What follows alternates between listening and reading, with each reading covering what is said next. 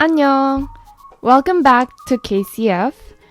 And today in the Practical Korean series, we'll learn some easy ways to speak in Korean. Now, some of you might already have some experience in learning Korean. And some of you might even have met teachers who might have tried to teach the Korean alphabet from the beginning. That is what happened to me when I was learning English. And I'll be honest with you, it is not a pleasant experience because when we think about it, babies, when they're learning their first language, they learn it by first learning to speak, not write.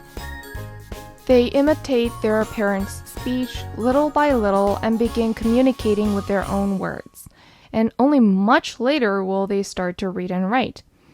That is why I will not ask you guys to memorize 기억, 니은, 디귿 from the beginning because I know that it will make you guys hate my channel and even worse, lose interest in learning Korean.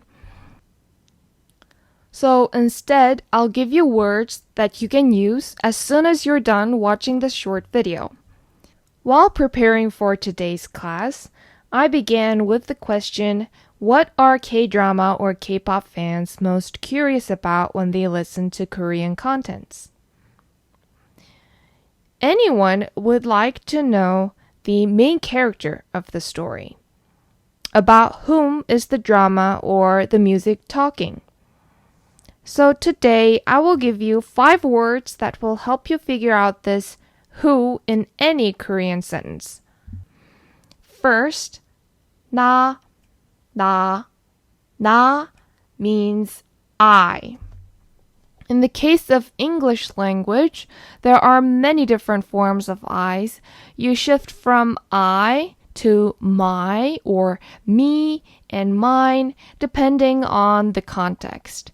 However, in Korean, it is always just 나.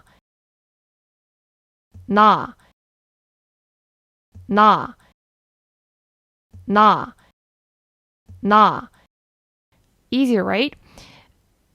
Now, there will be some modifications to the original word 나 depending on the context, but the word 나 itself is a pretty straightforward phrase that can indicate me in any circumstance.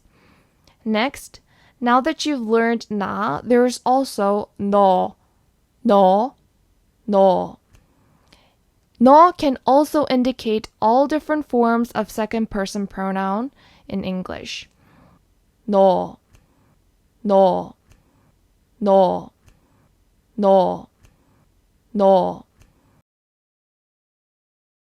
Now, the third most important pronoun in Korean is first-person plural pronoun. The word 우리, that indicates we, us, our, ours in English, is used far more frequently than first-person singular pronoun. Strange, right? I'll put a link of another video in the description box where you'll get a far more detailed analysis regarding this. But to put things short, Korea is a very collectivist country. So that is why Koreans say 우리 엄마,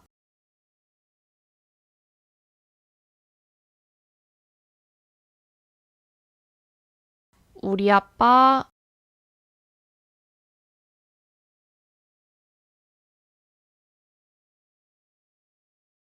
우리 학교,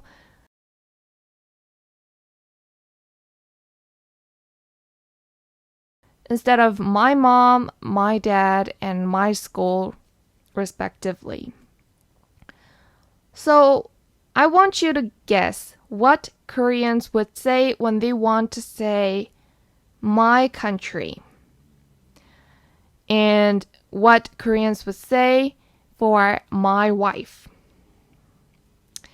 Yes, it is a very strange question, but believe me, even if the person they're talking to are from different country and are, of course, not sharing wives with them, Koreans still definitely say 우리나라 and 우리 와이프 instead of 나의 나라 and 나의 와이프. So please remember, Koreans don't share their wives even if they say our wife. It's just the way they speak. So as long as they're not using the first person singular pronoun to highlight the exclusive ownership of something, they use the first person plural pronoun to make their counterparts in conversations feel included in the community. 우리, 우리, 우리, 우리, 우리. So next up, 엄마, 엄마, 엄마. I already used this word for the previous example, so you could probably guess what the meaning is. I suggest you to not look up on the dictionary what this word would mean. Just try to guess. 엄마, 엄마, 엄마. Doesn't it kind of remind you of the word mom or mommy?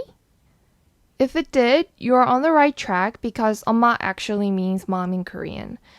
Next up, Appa. As you guys might have already guessed, it means dad in English. And I think Appa, Appa, Appa kind of sounds similar to Papa, doesn't it? So now we've learned 5 different words. 나, 너, 우리, 엄마, 아빠.